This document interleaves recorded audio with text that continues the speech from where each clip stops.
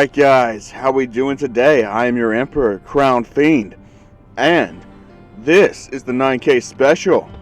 I just want to thank you guys so much for all the support you've been showing my videos, and yeah, I'm just very shocked that I got to 9K this fast. I really am.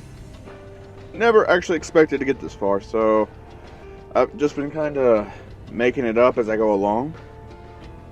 But last night I actually sat down and decided that, you know what, I'm actually going to try a script this time. All the other videos in the past have been done completely freestyled off the top of my head, and that's giving you guys a lot of quantity. But I wanted to try to kind of make this a bit more of a quality type of thing. So I actually decided to sit down and write a 9-page script. And yeah, that's just for part 1. Which, this will probably be a shorter type of video, but hey, it is what it is. If I feel like it's going to be too short, then, you know, I'll kind of add some stuff in there and kind of just fill it out a bit more.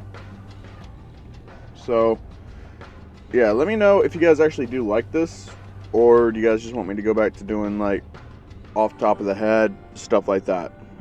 Just let me know. That way I'll know what style you guys prefer.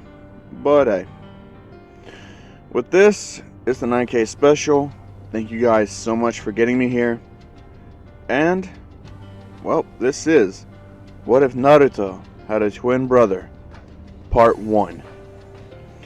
Now, before we start getting into this timeline is going to be filled with changes, because theoretically, each event would go drastically different.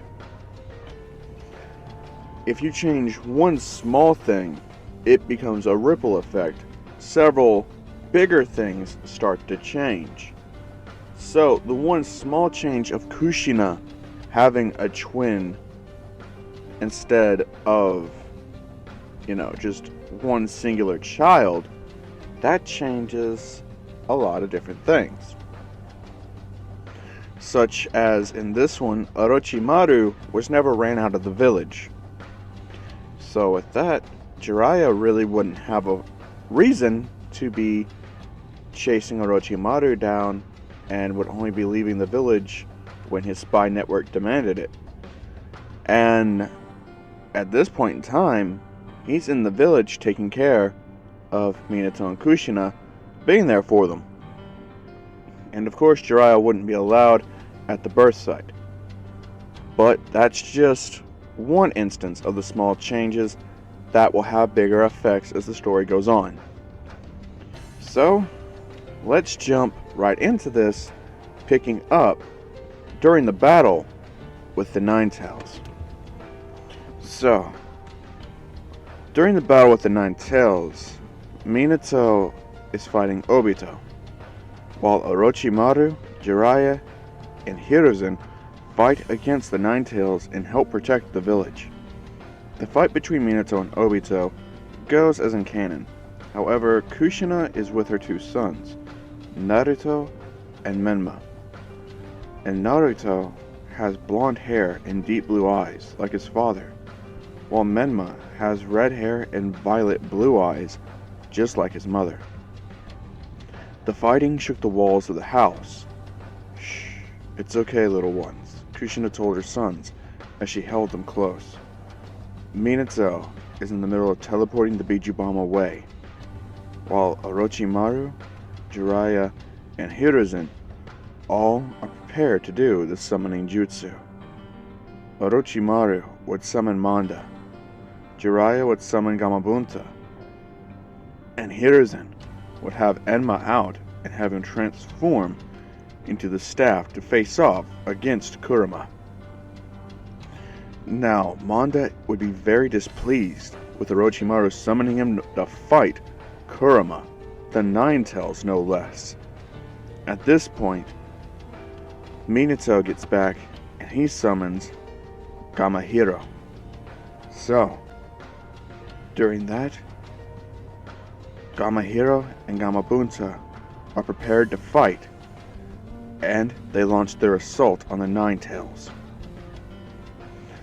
During that, Hiruzen would jump on top of Manda to help Orochimaru with defending the village from any stray attacks. Jiraiya would get overwhelmed by Kurama, and Minato gets thrown away from the battle. This could happen since the half that was inside of Naruto actually was capable of taking on several other tailed beasts, so it's not far-fetched to say that the full completed Ninetales could handle Gamabunta and Gamahiro relatively with ease. So, that's not too much of a stretch. And so, when Minato gets thrown away from the battle, he's exhausted, but he uses his chakra to teleport to Kushina. As he sees her there with her two sons, his two sons, he begins to have tears well up in his eyes. As he says, "I'm sorry, but I can't stop it by myself. I need you to work with me, and we'll reseal it inside of you, saving your life." Kushina would have her hands on Minato's face and would say that they'll do it together.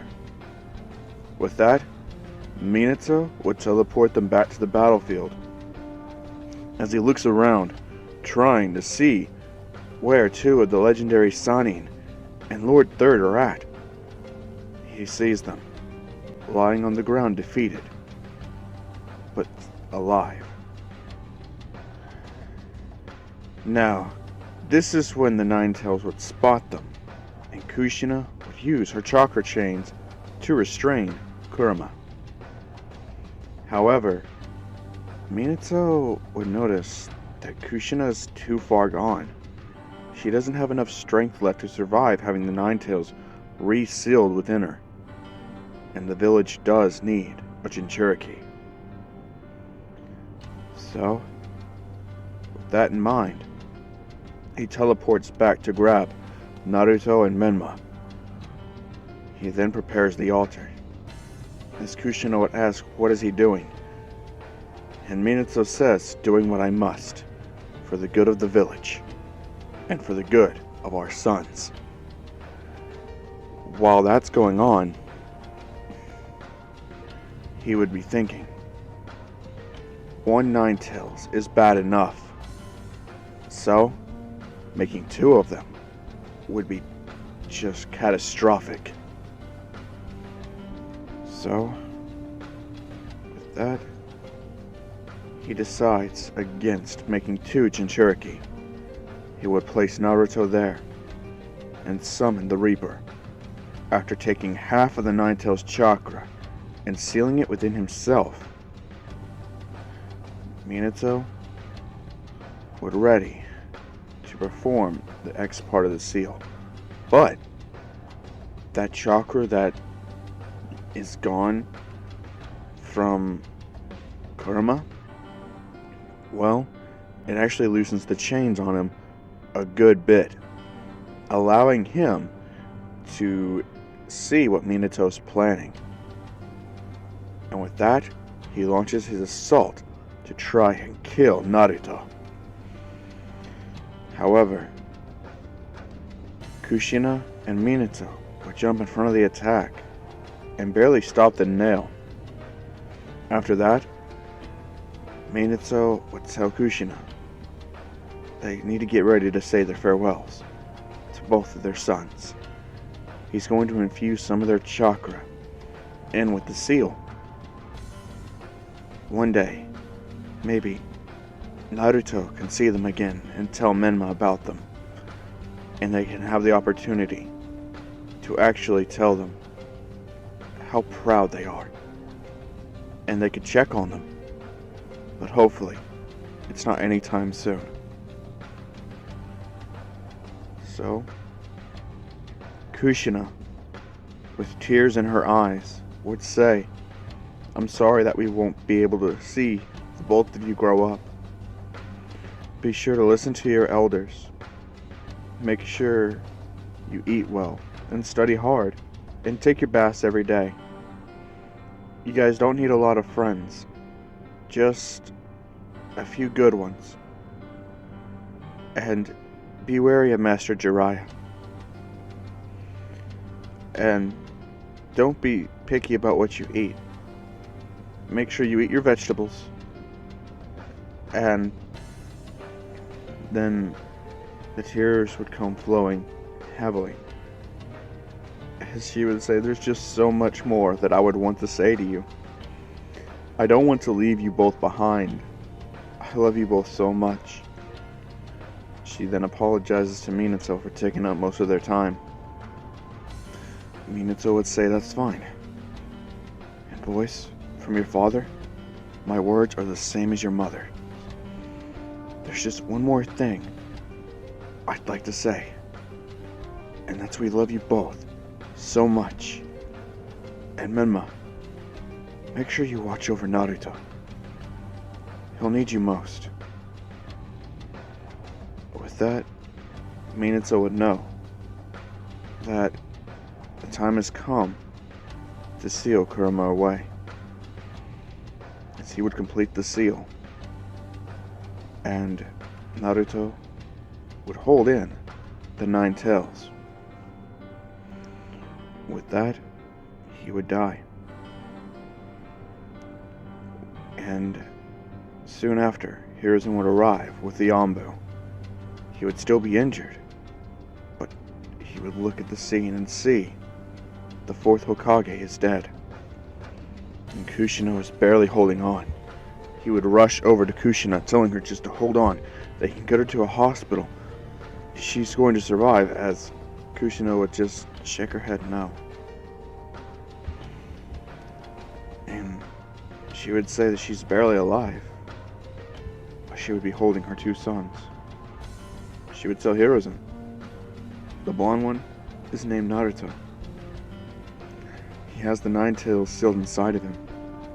The one with the red hair is named Menma. He's just a normal child.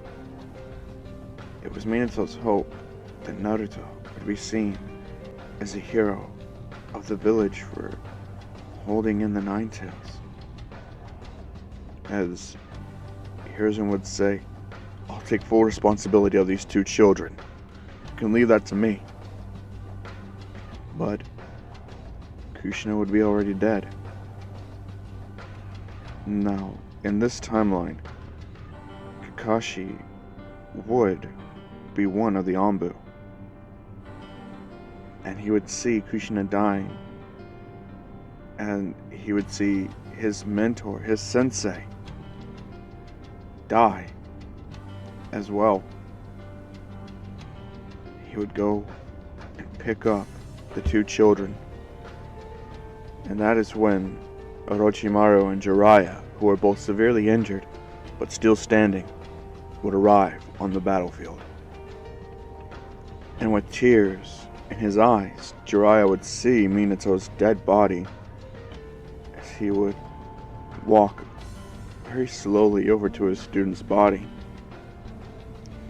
as he would put his hands on Minato. And that's when he knew for sure his body's too cold to be alive. He would just say, I'm sorry I failed you. It should have been me. I wasn't able to be there when you needed me most. But I promise, I'll look after your children. Jiraiya would be heartbroken. Orochimaru would go over to Hiruzen and begin to speak with the man. He would say that he would like to adopt Menma Uzumaki. Jiraiya would hear this, and through the tears, he would say, I am the boy's godfather. As such, they are my responsibility. Hiruzen would hear this, and even though he knows that's true, he would like to keep the 2 boys separate. Together they might become easy targets. So he thinks of a compromise. He says that he will allow Orochimaru to adopt Menma, and he would have Naruto be raised by Jiraiya. However, Kakashi, being present, would insist on being involved in raising the children, since he was Minato's student. Orochimaru would shoot down Kakashi and would take Menma from him and start heading to the hospital to get the boy checked and to get himself patched up and to start on the paperwork for adopting Menma. Well, Jiraiya would actually allow Kakashi to help raise Naruto, since he did have a spy network to manage. Kakashi would be a big help in raising Naruto when he couldn't be there. So the pair agree that whenever Jiraiya is out of the village, Naruto will live with Kakashi. The pair would begin to walk towards the hospital, Kakashi having to help Jiraiya walk while he holds Naruto. Hiruzen, with tears in his eyes now that his students are gone, would tell Minato, "I'm sorry we failed you." Later on, Hiruzen would have the funeral for Minato and Kushina, as well for the multiple fallen shinobi that fought against Kurama. From here we go into a time skip, where the boys are about 5 years old. You see, with Menma being raised by Orochimaru, he would have the villagers treat him with disdain because of the rumors surrounding Orochimaru in this one. That he was caught experimenting on children, and that's why the third forced him to move to the furthest point in the village, away from all other people. And they would just say that Menma's probably a cursed child, and that would actually cause Menma's personality to be very cold towards everyone in the village. In fact, he's full of hate for every single one of them. He would spend most of his time training with Orochimaru and learning jutsu from his adopted father, because since he's being raised by Orochimaru, he would have the same curiosity to learn new jutsu and a thirst to acquire all jutsu in the world. And since he doesn't have a tailed beast inside of him, his chakra control would be very refined, as Orochimaru would have taught him intensive chakra control and would still be going over it, making it even better. At this point, he'd be able to climb up the trees with his chakra control, but he would still be having a lot of trouble with his water walking, but he would show great improvement every time he attempted it. He would be trained in taijutsu primarily, but that could be his greatest strength. However, he was very, very weak to be working with genjutsu, because Menma just doesn't have an affinity for it. So, Orochimaru would have noticed that and would have just gone ahead and not even wasted his time with trying to teach Menma genjutsu. Now, Naruto, on the other hand, would have a bit of a better life than in canon, with having 2 positive people in his life to acknowledge him. He'd be fine, even with the villagers giving him evil looks, but he was alright with it. After all, he has Kakashi and his father Jiraiya, so he was happy. And for his training, he would spar with Kakashi and Jiraiya from time to time, along with, attempting to get better at chakra control, which proved very difficult for the boy. But after that, they would go to the bathhouse, and they would rather just lounge about in there soaking. Naruto enjoyed the bathhouse a bit too much. After that, they would eat dinner, and Naruto in this one is being forced to eat vegetables, and he's actually not that much of a picky eater. However, he would still love ramen. Ramen is still his favorite food out of everything. But his personality would be rather cheerful, but very driven. He would still have a strong drive to never give up. The brothers really wouldn't have any real connection with each other yet, but they would know of each other from their fathers. But besides that, there really wouldn't be too much else. So from here, we'll go ahead and skip ahead to the Ninja Academy, which in this timeline would have several different additions, like I said about those timelines. In this timeline, those differences are being Karin, Sai would also be part of the Ninja Academy. Now, there's a few more additions that I'm adding. I'm adding Lee, Neji, and Tenten to the same class, because in this one, I'm actually going to age them down a bit, and you'll see why later on. It just makes a bit more sense. Now, with Karin, since Orochimaru didn't leave the village, or was driven out, she would actually be a Hidden Leaf village shinobi. Well, an academy trainee in this point, but still, she would be part of the Hidden Leaf. Because remember what I said about ripple effects. Change one thing ever so slightly, it causes a bigger ripple effect out there. And with Sai, same reasoning, except he would still have his connection with Danzo. But here's where Sai's connection with Danzo comes into play. Orochimaru would actually be working very closely with Danzo to gain information. He was convinced Danzo to have Sai join the academy as a form of support for Menma, as the two planned to mold their two, proteges in this case, since Danzo wouldn't consider Sai like a son, and Orochimaru wouldn't either at the beginning. But they do kind of want to form them into their ideal ninjas. And so, that would be the original plan. However, throughout the years, Orochimaru actually learned to really love Menma as his own son, and is treating him as such. So, throughout their time at the academy, Menma would be excelling through the class thanks to his training.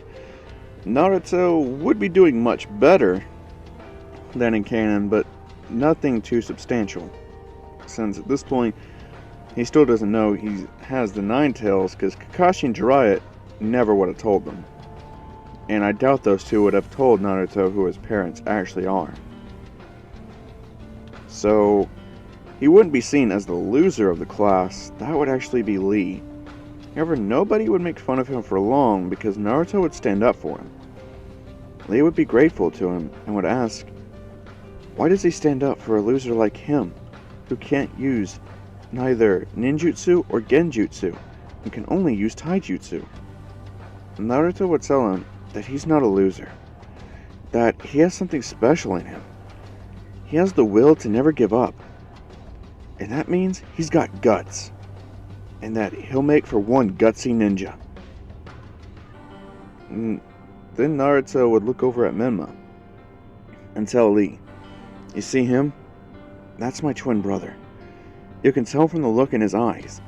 He hates everyone, and yet he's better than me and everyone else at the academy. To him, I must seem like a loser. Lee would be surprised, but would see the cold, empty stare in Menma's eyes. He would remember that today was taijutsu practice, and the matches would be set up. Everyone would be swooning over Sasuke after his defeat of Shikamaru, except Naruto, Akiba, and Lee would be very annoyed. The three of those boys would actually be really good friends in this one, considering Naruto's not really that much of a troublemaker. Him and Kiba would actually get into a lot of fun together. And Lee, Naruto respects Lee, so of course he'd become part of their group eventually. And the trio would be very annoyed that Sasuke's, getting all that attention. And they would just say that they're just as good as Sasuke, with Sasuke shrugging that off. That's when Iruka would call the next match. And that was Rock Lee versus Menma Uzumaki. The students would go dead silent, as everyone was scared of Menma. Even Lee was terrified of fighting against him. And he would shakingly walk forward, as Menma's cold gaze met Lee. They would make the hand sign, and Iruka would say, "Begin," as Menma would blitz Lee and start beating him senselessly. It would just be a one-sided beatdown. Because of Menma's increased training in taijutsu, and Lee not really having his, training with Gai Sensei yet, he would actually be a bit further behind in terms of taijutsu compared to Menma. So, it would just be a slaughter. And with one last, roundhouse kick, Lee, he would be knocked out. But he would still get up, even though he shouldn't be conscious. Menma thought he hit him hard enough to knock him out. But he'd still get up, bloody and terrified, and wanting to run away. But Naruto's words, they would give him the strength to stand back up. Menma would be aggravated, saying, "What are you looking for? Some kind of satisfaction? You're a loser. The one thing you can do is useless against me. Your inability to do things that has caused this weakness inside of yourself. You'll never be at my level in your entire life. Just give up now and save yourself the pain, Lee." And that would put Lee in tears. But Naruto would yell, "He's not a loser, and he's not weak. Lee is someone who works harder than anyone. Menma, you shouldn't be telling him to give up." As he would glare at Menma, who would tell Naruto that they might be brothers by blood, but there's a world of difference between them. Naruto would tell Menma that he doesn't consider him his brother at all. Menma would then blitz Lee, punching him in the stomach so hard, this time, it would knock him out. Iruka would yell at Menma for going too far in training. Menma wouldn't care, as he would see Orochimaru looking at him from his sitting spot in the tree, smiling at his son.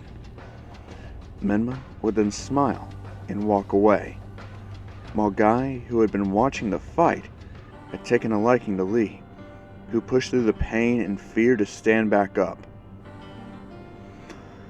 He would actually go and think Lee could be a promising prospect someday. Jiraiya would be there, as he would knock on the tree. Orochimaru would look down. Jiraiya would say, "They need to talk." Orochimaru would agree, and they would head to talk over some barbecue. And once they got into the store, they would actually see Kakashi there, who was already inside and waved at Jiraiya to join him. So Jiraiya and Orochimaru joined Kakashi at his table.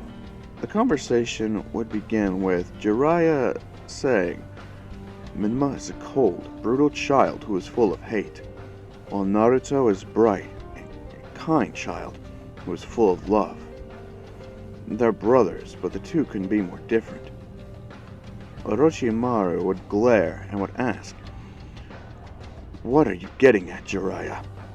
Kakashi would cut in, saying that Orochimaru hasn't raised Menma well at all.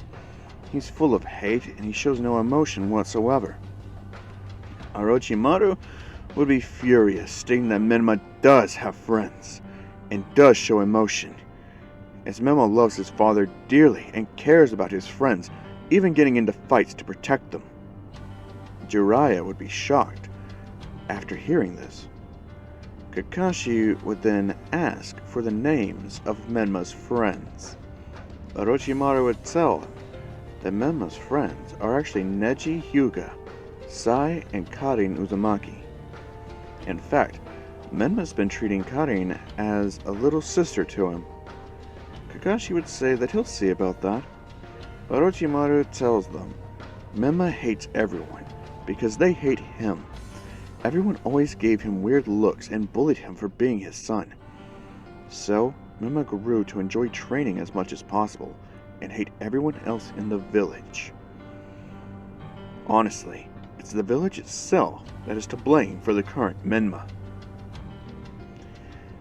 However, Naruto was allowed to grow up inside the village, and having two people there to accept him, and seeing that would lead other people to accepting him. Little by little, even though he got evil looks as well, there was much more positive reinforcement compared to the negative enforcement, leading him to be a bright and caring person. So there's no way you can compare the two now, considering Menma is stronger than that nine-tails brat. Jiraiya and Kakashi would both be furious and growl at Orochimaru, telling him that he better watch his mouth. They won't tolerate him calling Naruto that.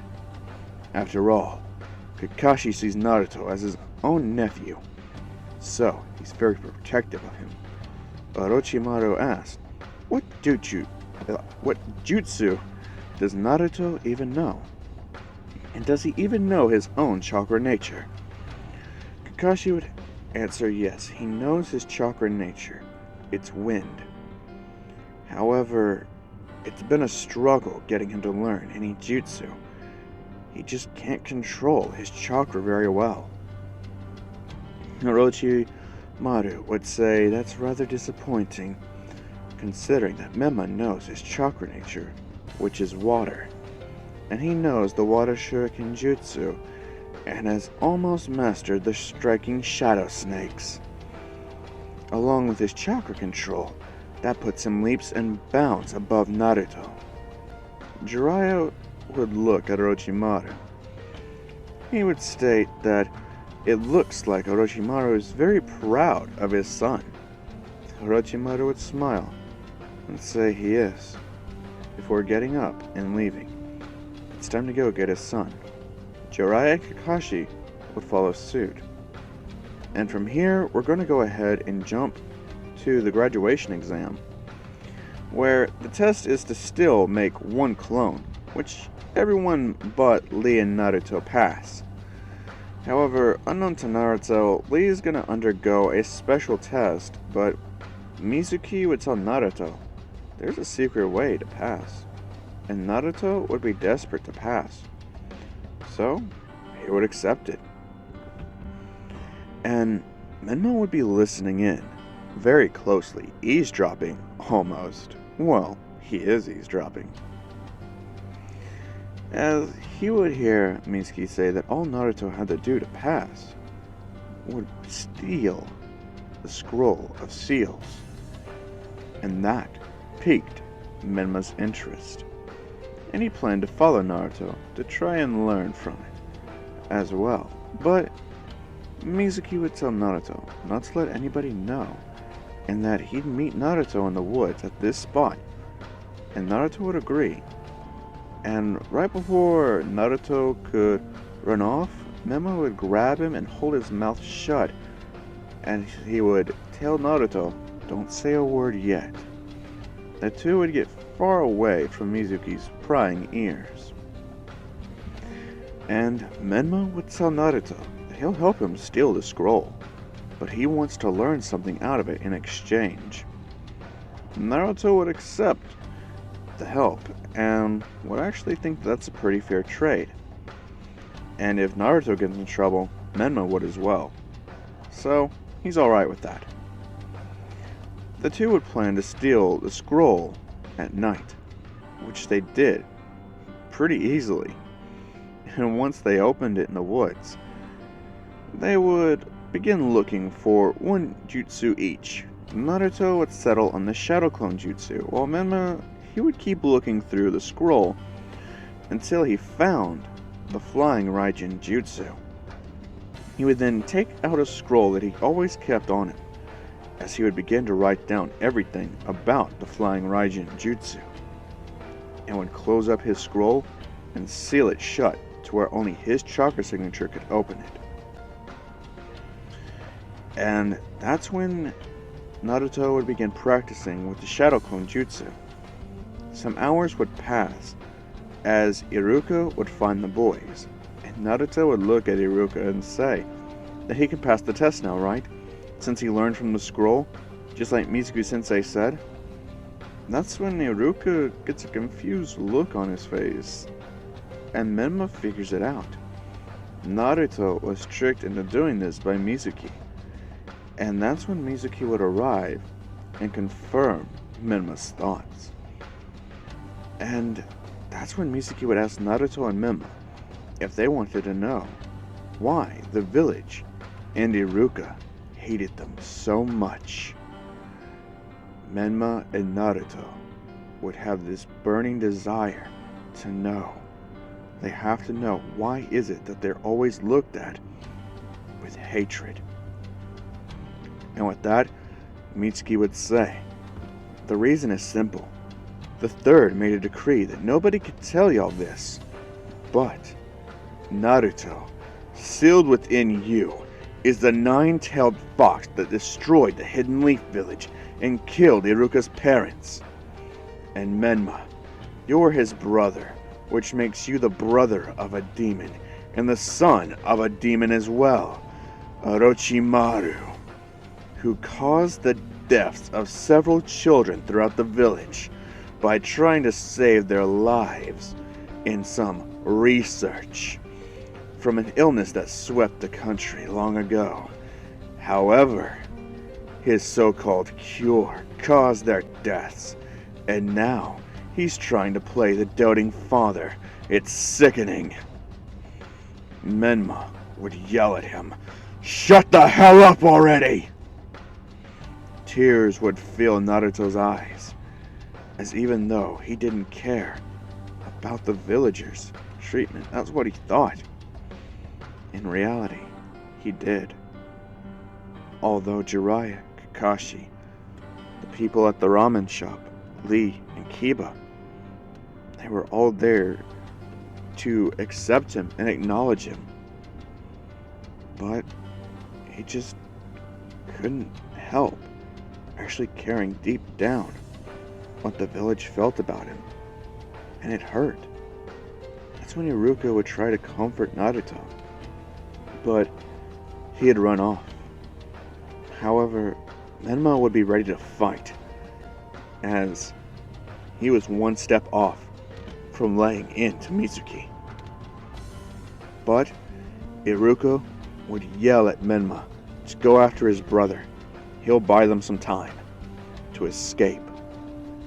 Menma would go after Naruto, begrudgingly, but still he would. And from there, Iruka would actually try to fight Mizuki. But I'm actually going to go ahead and say Mizuki would actually get a few good wounds on Iruka Sensei and would actually draw his blood. After all, he would use his two giant shuriken as bladed weapons that have a further reach than anything that Iruka would have on him at the time. And Iruka would actually get away, and he would transform himself into Naruto. From there, events would go rather similarly until the time where Iruka's speech comes in. Iruka would tell Mizuki he's wrong about both of those boys. Naruto may not have the best grades, but he gives it his all. He's caring and always there to help people. No matter what, he never gives up.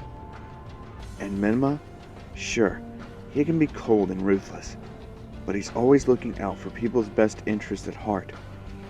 And he's a strong protector.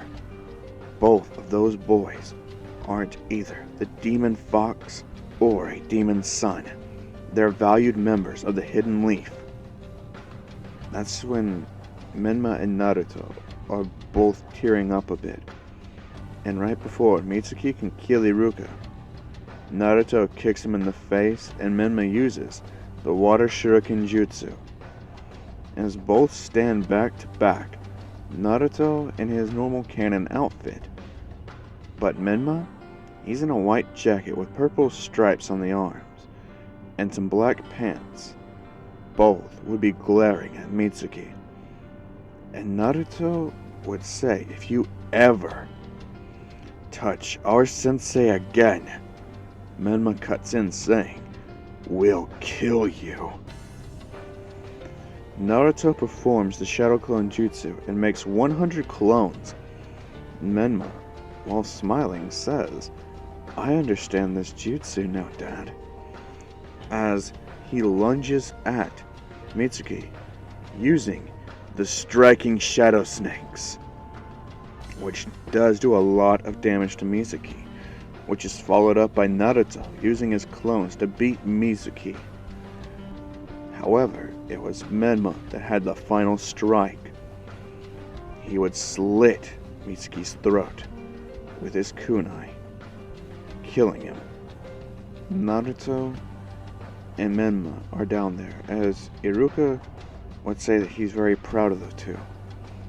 That Menma showed commendable courage in actually taking the life of someone from the same village. As Menma would say, it's nothing.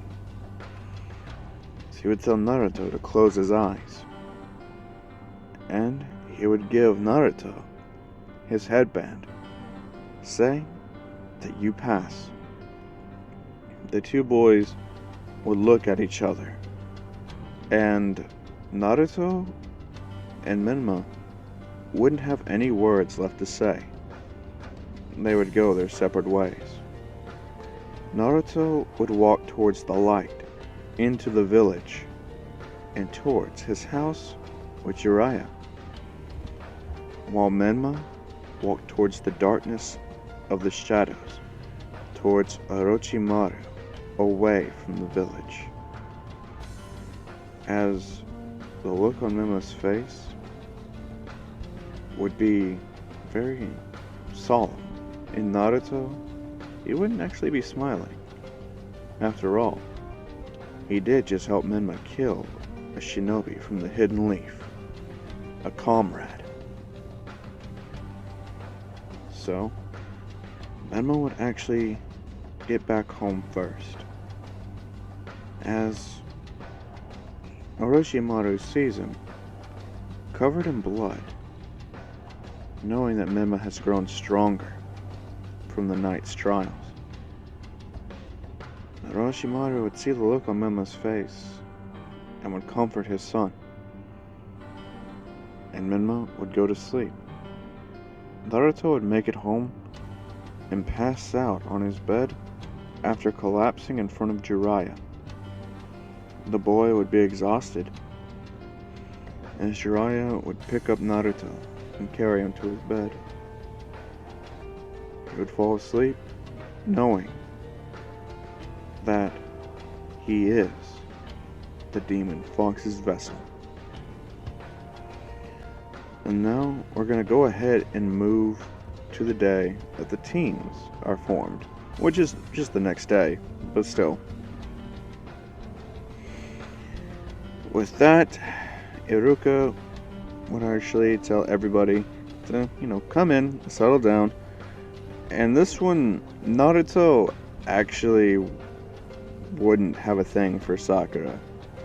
After all, he's been having his head filled with Jiraiya's tales of foreign women, so that has his interest more than any Hidden Leaf girl. As for Menma, he doesn't really have a thing for anybody in the class. He finds them all rather annoying. So, yeah, he wants someone who's a bit of a spitfire and super strong. So, yeah, I'll let you guys kind of guess. The only thing is, Discord people, you're not allowed to, because you're the one that voted for these ships. Now, Iruka would look at his list as he would see several changes in the lineup, including a new team leader. But he would know the third Hokage would have his reasons for this. So, he gets ready to actually go ahead and state the teams. He would say that Team 3 would consist of Lee, Sakura, and Kiba. Team 8 would consist of Sasuke, Sai, and Hinata. Team 9, which was a new team, would consist of Naruto, Ino, and Shino. Team 7 would consist of Neji, Choji, and Karin, while Team 10 would consist of Minma, Shikamaru, and Tenten. And I'm going to go ahead and tell you guys the team leaders for each of those teams. So, yeah, then I'm just going to go ahead and wrap it up for today. So, the team leaders are going to be Team 3, which is Team Guy. Team 8 is Team Kurenai. Team 7 is Team Kakashi. Team 10 is Team Asuma. And Team 9 is Team Yamato. Yeah, Yamato's coming in early. I'll explain that in the next episode. But that's going to be it for today. I hope you guys have enjoyed. As always, I've been your Emperor, Crown Fiend. And I just want to thank you guys so much, once again, for getting me to 9K. I hope you guys enjoy this episode. And as always, if you do enjoy this, I'd appreciate if you guys leave a like, comment, subscribe if you're new. And I will catch you guys all in the next one. And per Emperor's decree, I demand you guys have a great rest of your day. Peace.